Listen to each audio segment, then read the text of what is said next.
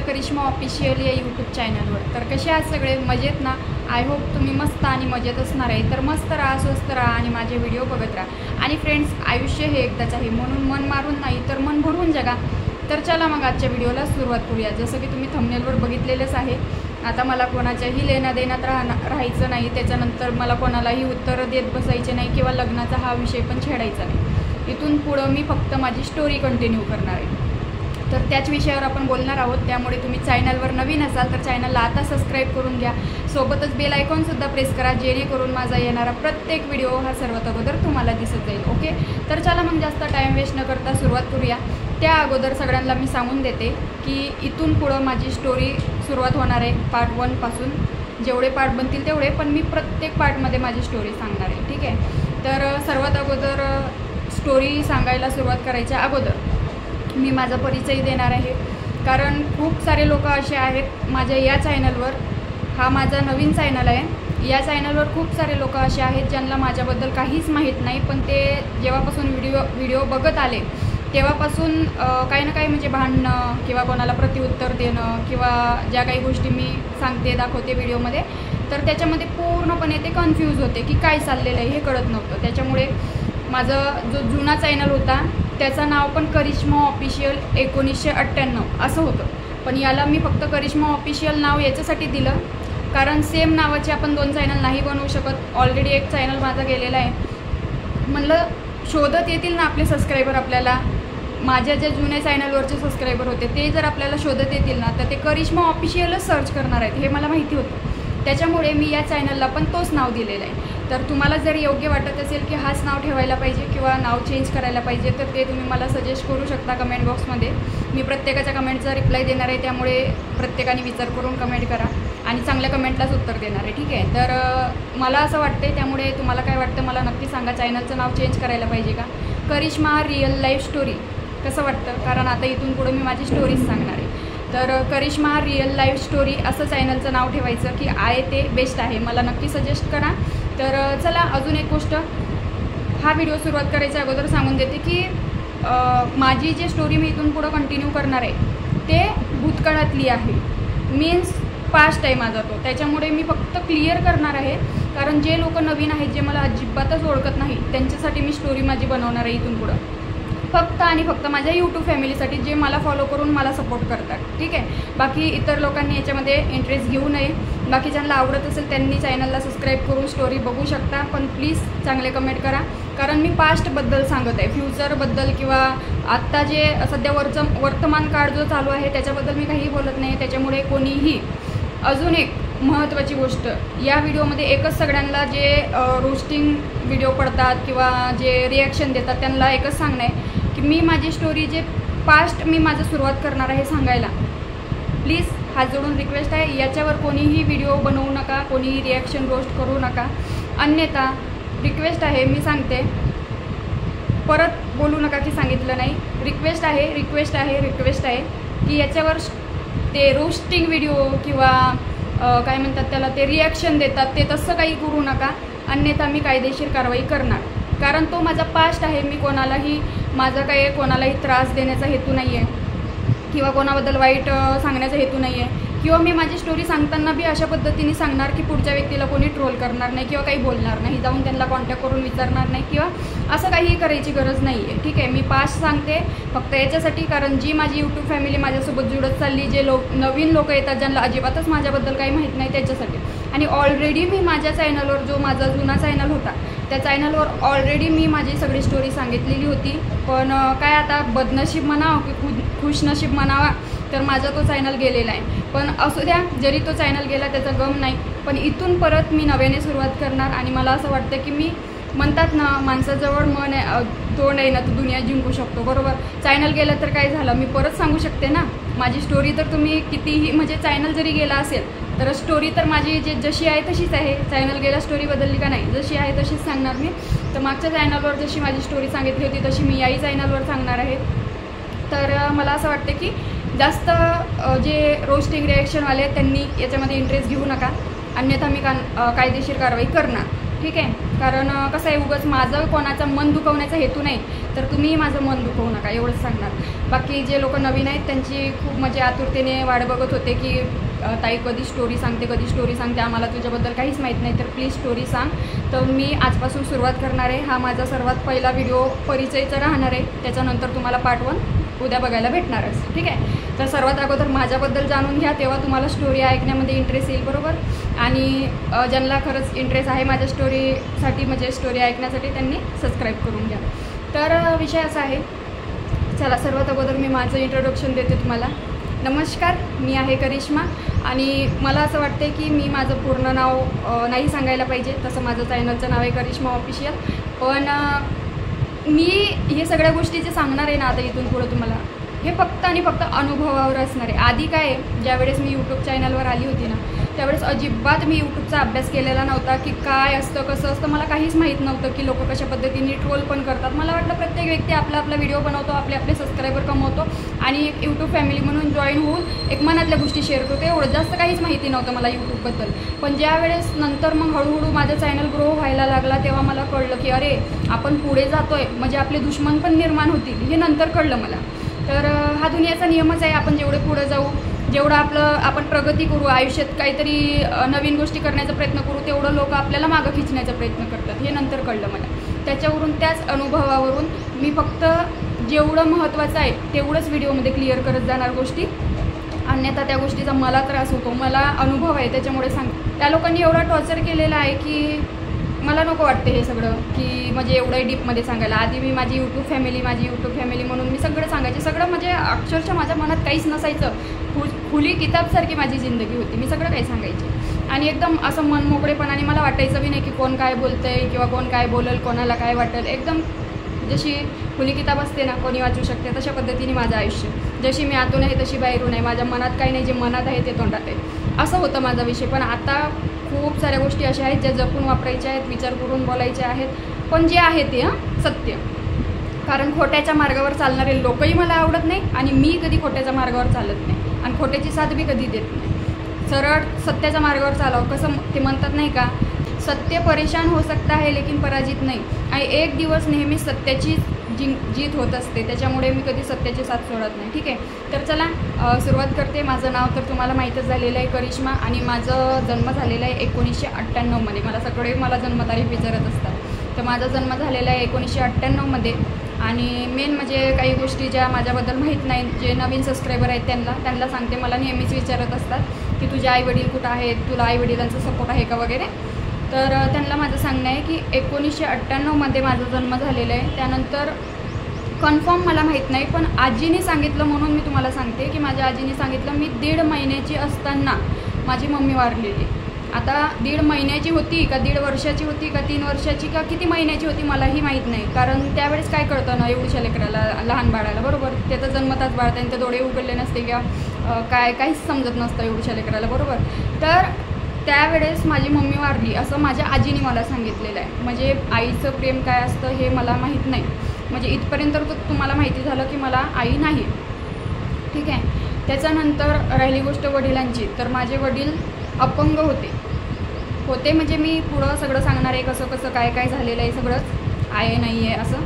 तर माझे वडील अपंग होते, मुके पण होते आणि बहिरे पण, म्हणजे अजिबातच ऐकायला येत नव्हतं आणि अजिबातच बोलायला येत नव्हतं. आणि त्याच्यानंतर ते म्हणजे चांगलेच होते, मुके आणि बहिरे होते, एवढाच प्रॉब्लेम होता. बाकी ते फिट अँड फाईन होते आणि एकदम म्हणजे कसं सांगू तुम्हाला, कोणी माझ्या पप्पाकडे जर बघितलं ना तर कोणी म्हणणार नाही की हे मुके बहिरे आहेत म्हणून, म्हणजे हा माणूस मोका बहिरा आहे असं कोणीच म्हणणार नाही, एवढे फिट अँड फाईन होते माझे पप्पा. तर पप्पाची डेट माझ्या 2020मध्ये झालेली कोरोना काळात. तर ते कशामुळे कशा पद्धतीने तेही मी तुम्हाला माझ्या स्टोरीमध्येच सांगणार. तर मला आई नाही, वडील नाही. आणि राहिली गोष्ट बहीण भावाची, तर माझी मम्मी एक्सपायर झाल्यानंतर माझ्या पप्पाचं काही सेकंड मॅरेज वगैरे करून दिलेलं नाही, त्याच्यामुळे मला बहीण भाऊ नाही आहेत, आईवडील नाही आहेत, बहीण भाऊ नाही आहेत. इथपर्यंत क्लिअर झालं. मग माझा सांभाळ केला कोणी, तर माझा सांभाळ केलेला आहे माझ्या आजीने, माझ्या पप्पाच्या मम्मीने. आता आजी म्हणजे ते कोण तुम्ही तेही विचारणार, मम्मीची मम्मी की पप्पाची मम्मी, तर पप्पाची मम्मी. माझ्या पप्पाच्या मम्मीने म्हणजे माझ्या आजीने माझा सांभाळ केलेला आहे. माझं शिक्षण, माझा खर्च पाणी सगळंच, लहानाचं मोठं, दवाखाना, खाणं पिणं, सगळ्यात टोटल गोष्टी माझ्या आजीने केलेल्या आहे. काही काही दिवस मी आत्याकडे पण राहिली, काही काही दिवस काकूकडे पण राहिली, पण कशा पद्धतीने हेही तुम्हाला मी स्टोरीमध्ये सांगणार. ठीक आहे. तर माझं नाव क्लिअर झालं, मला कोण आहे नाही आहे हे क्लिअर झालं, माझा जन्म म्हणजे कधीच आहे हे क्लिअर झालं. तर अजून एक महत्त्वाचं, तुम्हाला हाही प्रश्न पडतो की मी प्रॉपर कुठली आहे राहणारी आणि आता कुठे राहते. तर मी प्रॉपर आहे भंडारा जिल्ह्यामध्ये एक तुमसर तालुका येतो. त्या तुमसर तालुक्यामध्ये एक छोटंसं खेडं गाव आहे. त्या गावाचं जास्त नाव मला डिक्लेअर करायची गरज नाही आहे, कारण कसं आहे, मी अनुभवावरून सुरुवात केलेली आहे. आता मागच्या वेळेस मी टोटल एक गोष्ट मी माझी सगळी सांगितली होती की माझं नाव काय, माझं जन्म कसं, कोण कसं, माझ्या आजीचं नाव कुठलं, सगळ्यांचं नावं मी सांगून दिली होती. पण आता मी तशी चूक करणार नाही, जे महत्त्वाचं आहे तेच सांगणार. तर एवढंच सांगाल की तुमसर तालुक्यामध्ये एक छोटंसं खेडं गाव आहे, तिथला माझा जन्म आहे आणि तिथंच मी लहानाची मोठी झालेली आहे. मग लग्न माझं कशा पद्धतीने झालं किंवा काय हे स्टोरीमध्ये क्लिअर करणार. तर एवढे तर तुम्हाला तुमच्या प्रश्नाचे उत्तरं भेटले असतील. आणि हो, माझ्या या परिचयामध्ये जर काही प्रश्नाची उत्तरं द्यायची राहून गेले असतील, काही कमी वाटत असेल, तर तुम्ही मला कमेंटमध्ये सांगू शकता, मी तुम्हाला व्हिडिओमध्ये उत्तर देणारच. ओके. तर अशा पद्धतीने माझा जन्म झाला, लहानाचे मोठे आजीने केलेलं आहे, आईवडील नाही आहेत, बहीण भाऊ नाही आहेत. आणि तिथून पुढं माझ्या आयुष्यात जे काही झालेलं आहे ते सगळं स्टोरीमध्ये सांगणारच आहे तुम्हाला. आणि बाकी जे मी माझी स्टोरी सांगणार आहे त्यामध्ये माझ्याकडून कोणाचंही मन दुखवलं जाणार नाही, कोणाचंही नाव घेतलं जाणार नाही, या गोष्टीची मी दक्षता नक्कीच घेणार. आणि हो, खरंच म्हणायचं तर मला फक्त माझी स्टोरी सांगून तुम्हाला काहीतरी त्याच्यातून शिकता येईल, काहीतरी प्रेरणा घेता येईल, एवढ्याच उद्देशाने मी माझी स्टोरी सांगणार आहे. बाकी माझा कोणाचाही मन दुखवायचा हेतू नाही, कोणालाही ट्रोल करायचा हेतू नाही, कोणालाही वाईट बोलायचा हेतू नाही, कोणाचीही मी नावं घेणार नाही आहे. फक्त जे लोक माझ्या आयुष्यात येत गेले, जुळत गेले, ते कसे वागत गेले ते मी सांगणार आहे. पण त्यांचे नाव न घेता मी त्याचीही काळजी घेणार की जेणेकरून त्या लोकांना जाऊन कोणी काही म्हणजे त्रास नको द्यायला. ठीक आहे. तर फक्त तुम्ही माझी स्टोरी एक माझ्यासोबत जोडण्यासाठी ऐका, माझ्याबद्दल जाणून घेण्यासाठी ऐका आणि त्याच्यातून काहीतरी चांगल्या गोष्टी शिकता येतील ना तर ते शिका. मी म्हणत नाही मी जसं केलं आहे तसं तुम्ही पण करा, पण एवढंच सांगणार की यातून चांगल्याच गोष्टी घेण्याचा प्रयत्न करा. वाईट गोष्टी काही असतील दिसतील तुम्हाला तर सोडून द्या विषय. ठीक आहे. तर चला, एवढंच माझ्या परिचयामध्ये. अजून काय सांगू तुम्हाला की सध्या तर मी पुण्यामध्ये राहते आणि इथपर्यंत कशी काय आली, नागपूर कुठं म्हणजे नागपूरपासून पण पुढे भंडारा जिल्हा आहे, भंडारा जिल्ह्यामध्ये तुमसर तालुका, तुमसर कुठं आणि पुणे कुठं, तर कशी काय आली ह्या सगळ्या गोष्टी तुम्हाला स्टोरीमध्ये क्लिअर होणारच आहेत. त्यामुळे एकच सांगणार की तुमच्या सगळ्यांचा सपोर्ट राहू द्या, प्रेम राहू द्या आणि तुमच्या सगळ्यांच्या सपोर्टची खूप गरज आहे. कारण मी एवढ्या जर विश्वासाने माझी स्टोरी तुमच्यापर्यंत पोहोचवणार आहे, सगळं काही तुम्हाला सांगणार आहे, तर त्याच्यामध्ये तुमचीही साथ मला तेवढीच महत्त्वाची आहे. जर तुम्ही मला सपोर्ट केला, साथ दिली, तुम्ही जर प्रोत्साहन दिला तर मला अजून सांगायला चांगलं वाटेल. म्हणजे सांगण्याचा उद्देश एवढाच की छान छान कमेंट करा. तुमच्या कमेंटद्वारे मी विचार करणार की स्टोरी अजून कशा पद्धतीने सांगायला पाहिजे. पण जे आहे ते तर सांगणारच आहे, पण तुम्ही जर पॉझिटिव्ह कमेंट केले तर मी अजून चांगल्या पद्धतीने इंटरेस्ट देऊन ती स्टोरी सांगणार आणि व्यवस्थित डीपमध्ये जाऊन सांगणार. ठीक आहे. तर जेणेकरून त्याचाही तुम्हाला काहीतरी फायदा होईल. कारण ज्यावेळेस माझं जुना चॅनल होता तिथं जेव्हा मी स्टोरी सांगितली होती त्यावेळेस मला खूप कॉन्टॅक्ट यायचे लेडीजचे की ताई आम्हाला असं वाटतं की तुझ्याकडून चांगलं, कारण तुला अनुभव खूप आहे त्याच्यामुळे तुझ्याकडून चांगल्या आम्हाला मार्गदर्शन भेटू शकतो, म्हणून मला खूप लेडीज कॉन्टॅक्ट करायचे.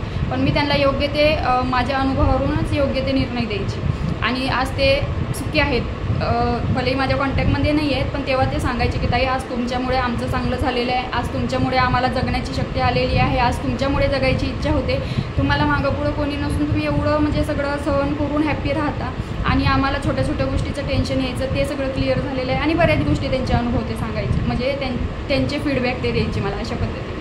तर एवढंच सांगणार की याच्यातून जे काही चांगलं असेल ते घ्या, बाकी वाईट सोडून द्या. काही चुकत असेल तर माफ करा आणि काही चुकत असेल तर समजावून पण सांगू शकता, पण प्लीज रिक्वेस्ट आहे बॅड कमेंट करू नका, वाईट बोलू नका, कारण मीही कोणाला दुखवत नाही तर मलाही कोणी दुखवू नका, एवढीच रिक्वेस्ट करणार.